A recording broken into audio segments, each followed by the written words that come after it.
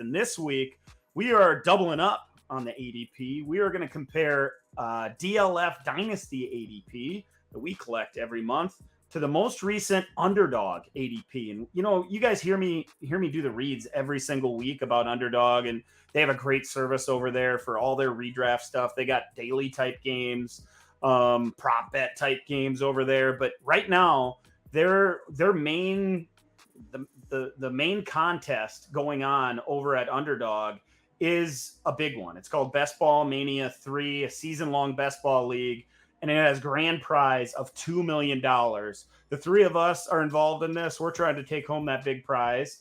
And so we've gotten familiar with this ADP just a little bit, and there are some young players, particularly guys that are either rookies or going into their second year, whose ADPs on Underdog are actually earlier than their dynasty ADPs. The most obvious guy to talk about first, Matt, is Amon-Ra St. Brown, the second-year receiver for the Lions. His DLF ADP puts him at wide receiver 37.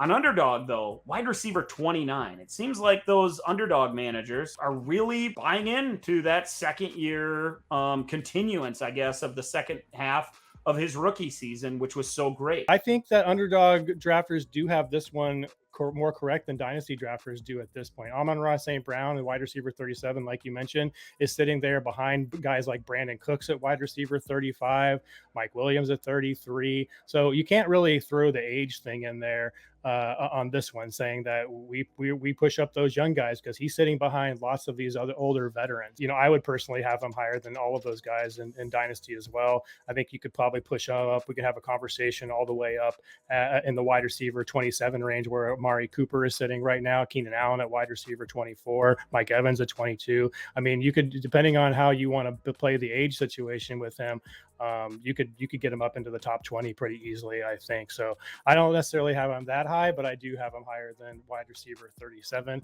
And, we saw that torrid pace he was on at the end of last season. Jameson Williams is in town now, but we don't know if he's going to be healthy. And even if he is, and I know he produced under duress with all of those targets, DeAndre Swift down at points in the season, TJ Hawkinson down at certain points in the season. And a lot of his production came during that time. But I think it's clear that Goff and him have a rapport. And, at least until Jameson Williams really starts firing on all cylinders, I think we can count on Brown as that wide receiver one there in Detroit. And that 37, I would imagine, comes up in our July ADP, which we're collecting now. The expectation is that we as dynasty community would always value those younger players higher.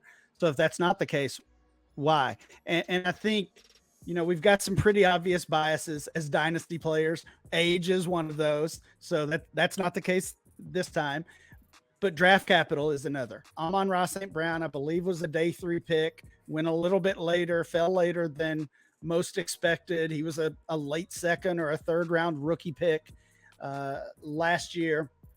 And he came out and had an unbelievable rookie season. And for whatever reason, we're maybe holding that draft capital against him, maybe holding the team situation against him, that the Lions are not necessarily very good. I think they'll be a lot better than they were over the past couple of years, though. So really kind of addressing those biases and then deciding if that's a good thing. I don't think having a bias is always a negative thing, but in this case, it's maybe hurting the value of Amon-Ra St. Brown. But let's move on to this next guy. I know this is somebody that both you and Dan like, Kadarius Toney. He's wide receiver 50 in June's DLF ADP versus wide receiver 43 on Underdog. I'm going to assume that you guys both have him way higher than 50 in your dynasty rankings. Yeah, I've got Kadarius Toney higher than 50, but again, you're trying to really find the why here, and I can't find it. I don't know. Yeah. I don't know what it is that redraft players, that Underdog players, like so much, honestly, about Kadarius Toney. I like him long term, but I think in the short term, it's a very crowded depth chart right now. That'll kind of shake itself out, but I'm not confident in saying that Toney will be the top target by any means. We saw some flashes last year. We saw injuries last year, and that's kind of the Kadarius Toney story, is that he's going to be an exciting player, but he's not always going to be on the field. So to look at him as a player that Underdog players are grabbing as a wide receiver 4 with some upside. I'm still surprised to see him valued higher in the redraft community than in Dynasty. To me, it feels like maybe Toney is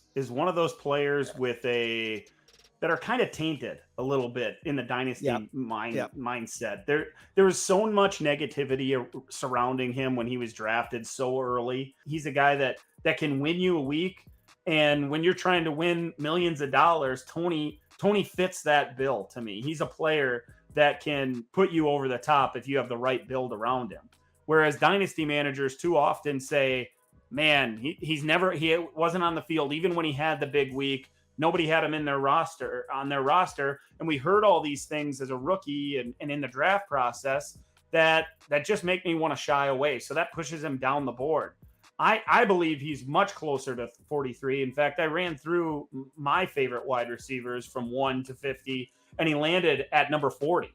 So I'm even a little bit higher on Toney as a dynasty manager than even Underdog is. Nico Collins of the Texans. Another, maybe it's not a huge difference, but Nico Collins is wide receiver 83, Ryan, on DLF. He's wide receiver 77 on Underdog. Only 7 spots. Yeah, the situation, he's probably going to be a starter this year. He'll be the wide receiver 2 behind Brandon Cooks in that offense. But you don't necessarily look at him as the long-term starter. So in this situation, even though he's a young player, and again, typically we would value that youth, I don't think dynasty managers are looking at Collins and thinking that he might be a 3, 4, or 5 year starter for the Texans or for anybody else, but rather a short-term option this year and then potentially replace. So this is actually one that I kind of understand the discrepancy. I don't necessarily think either group is wrong in this situation, and I don't feel the need to change rankings or anything like that. Well, we have John Mechie. We have the new toy for Dynasty, right? Now he's got the injury, but we also have in Dynasty, we also have short-term memories sometimes that we give up on these players after year one if they don't hit.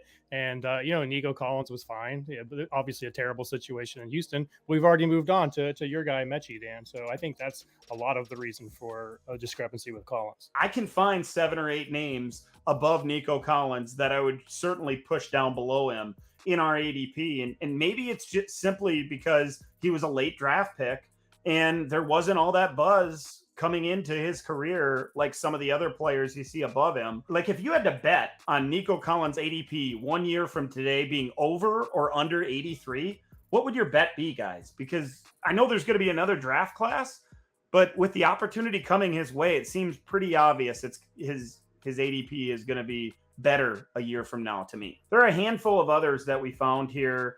Terrace Marshall, wide receiver 93 in Dynasty, wide receiver 90 on Underdog. Rondale Moore, 58, 56 on Underdog. Travis Etienne's Dynasty ADP is running back 17. He's running back 16 on Underdog. I think it's fair to say he's moving up everywhere, most likely. And then Trey Lance at quarterback 11 on DLF, quarterback 10 on Underdog. Again, shooting for the upside.